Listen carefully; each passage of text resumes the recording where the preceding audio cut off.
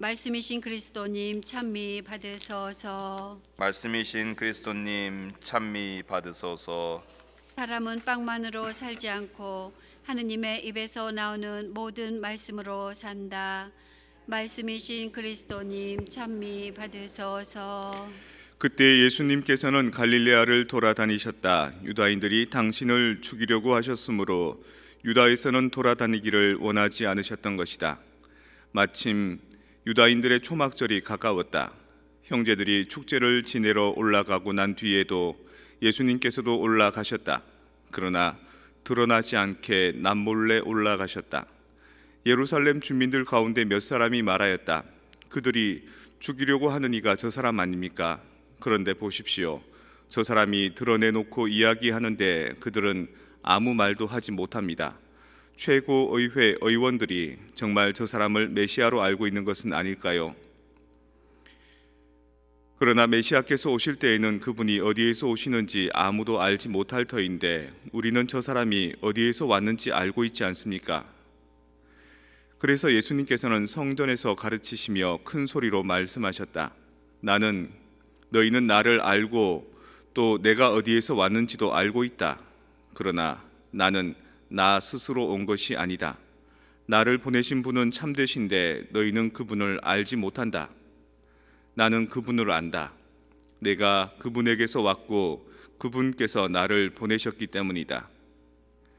그러자 그들은 예수님을 잡으려고 하였지만 그분께 손을 대는 자는 아무도 없었다. 그분의 때가 아직 오지 않았기 때문이다. 주님의 말씀입니다. 그리스도님 찬미합니다. 평화를 빕니다. 평화를 빕니다. 그분의 때는 언제일까요? 마테오, 마르코, 루카복음에서는 예수님께서 돌아가시기 위해서 예루살렘에 한 번 올라가시는 것이 기술되지만 요한복음에서는 예수님께서 공생활을 하신 3년 동안 3번에 걸쳐 예루살렘에 올라가신 내용이 나옵니다. 지금 나오는 게 그 중에 한 번인 겁니다. 아직 돌아가실 때가 안 됐다는 거죠.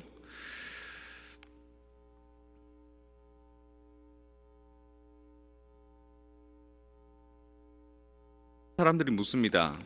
최고의회 의원들도 저 사람을 메시아라고 알고 있는 것 아닐까요?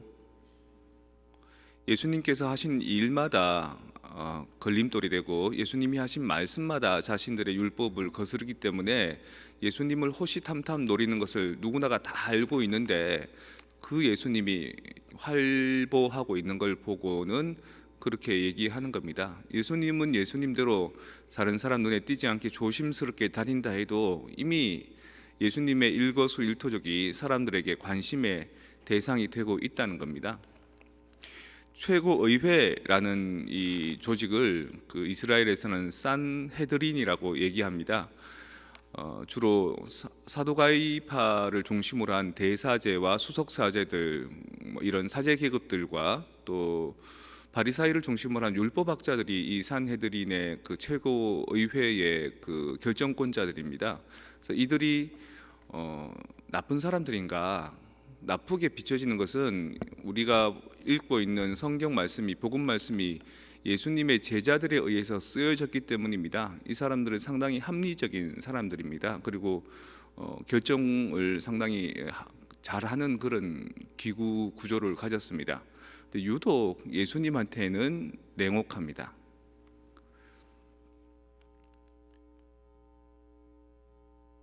하버드 대학의 그 교수님 이름이 지금 잘 기억이 안 나는데 그분이 쓰신 책이 있습니다. 정의란 무엇인가.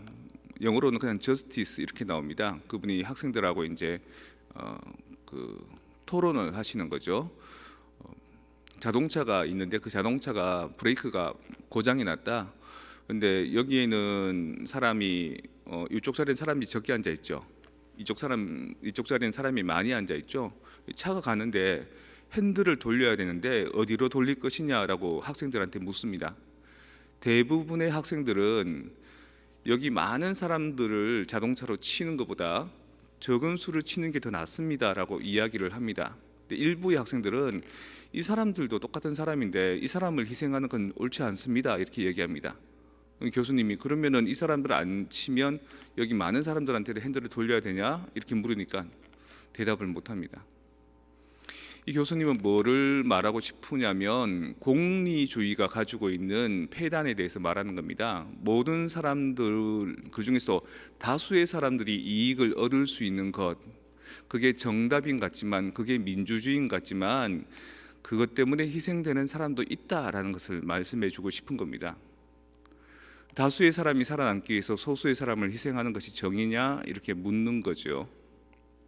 예수님께서 그 희생되실 때 대사제 가야파가 이렇게 얘기하죠.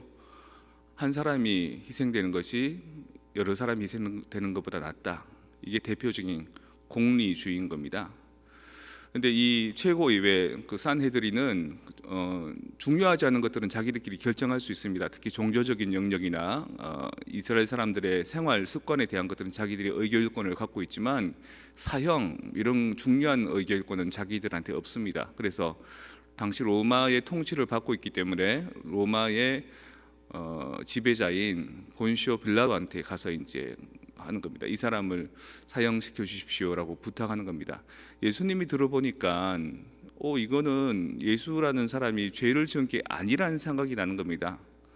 그런데도 불구하고 이스라엘 사람들, 특히 이 최고의회 집단들을 중심으로 해서 똘똘 뭉쳐서 예수님을 죽이라고 그럽니다. 그래서 빌라도가 뭐라고까지 얘기하냐면, 여러분들 법도에 따르면 파스카 축제가 되면 한 사람의 죄인을 살려주기도 하는데 이 사람을 살려주는 것이 어떻겠소라고 얘기를 합니다. 그랬더니 그 사람들이 저 사람을 살려주느니 차라리 그 당시 가장 흉악한 범죄자인 바랍바를 살려주십시오라고 얘기합니다. 그리고 최고의회가 그렇게 결정을 해버리니까 나머지 군중들도 죽이시오, 저 사람을 십자가에 못 박혀 죽이시오라고 얘기를 하는 겁니다. 예수님께서 무언가 잘못을 해서 희생되는 것이 아니라 그 유대 율법의 그 어떤 틀을 지키기 위해서 그 당시의 기득권의 전체적인 사람의 분위기를 유지하기 위해서 뭔가 삐져나오는 송곳 같은 예수님을 희생시킨 겁니다. 이렇게 본다면 우리 가운데서 다수들은 편안하게 살지만 그 다수가 편안하기 위해서 소수가 희생되는 것이 늘 일어나고 있고 자행되고 있고 예수님도 그것에 대해서 희생되셨다는 겁니다.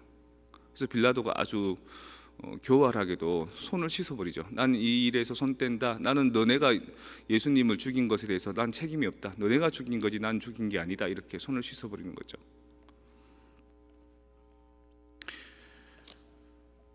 소수의 사람 중에 한 사람이 대개 보면 우리 가정에도 있습니다. 나이 들어 병든 사람들, 또 이제 힘이 없는 사람들, 또 아픈 사람들. 그러니까 하루 이틀 아프거나 뭐 일주, 2주 아픈 것은 얼마든지 우리가 간병해 줄 수 있고 살필 수 있고 챙길 수 있는데 이게 1년, 2년 가고 그야말로 길게 가면 긴 병에 효자 없습니다. 점점 그 사람에 대해서 관심이 떨어지게 되고 이 사람은 아파 누워 있어도 우리는 해야 할 일을 해야 되기 때문에 직장 생활하고 공부하고 뭐 또는 뭐 피크닉 다니고 맛있는 거 먹고 이 사람에 대한 가치가 점점 떨어지는 겁니다. 왜? 내가 살기 위해서. 한 사람을 위해서 전심전력하다 보면 모두의 삶이 깨지기 때문에 이 사람을 희생시키는 겁니다. 그냥 놔두는 거죠. 예수님이 의로우셨는데 희생을 당하셨다 이렇게 보지 말고 예수님이 다수의 이익을 위해서 소수의 입장에서 희생을 당하셨다 이렇게 본다면 우리도 우리 주변에 소수자들을 예수님을 희생시키고 있는 건 아닌지. 아까 2처과 1처에서 이런 말이 나옵니다. 환자가 하는 멘트겠지요. 십자가 얘기 기도 중에 주님 제 고통 때문에 제 아픔 때문에 저한테 관심을 기울이고 사랑을 베풀고 도와주려는 사람한테도 모진 말을 하고 그들에게 섭섭한 소리를 제가 자주 합니다. 저를 도와주십시오. 이런 기도가 있습니다. 환자들도 사람입니다. 그래서 내가 이렇게 아픈데 내가 이렇게 힘든데 이런 자기의 어떤 자기만 희생된다는 그런 의식 때문에 잘해주려고 하는 사람들한테 모진 말을 합니다. 독한 말을 하고 고마운 사람들한테도 고맙다 소리하기보다 더 짜증을 내고 그럴 때 우리 과연 어떻게 해야 되는가? 도와주지 말자. 도와줘도 고마운 줄 모른다. 이렇게 마음 먹어야 되는가? 아니면 저 사람이 오죽 힘들면 저런 얘기를 할까? 이런 마음을 먹어야 될까? 오늘 우리한테 들려주는 이 독서와 복음 말씀 또 오늘 십자가 길의 이야기가 그런 겁니다. 우리 주변에 그냥 건장하고 일상생활이 가능하고 평범한 사람 말고 그 누군가 지극히 힘든 사람이 있다면 그 사람 과연 우리가 내버려 두는 것이 정의일까?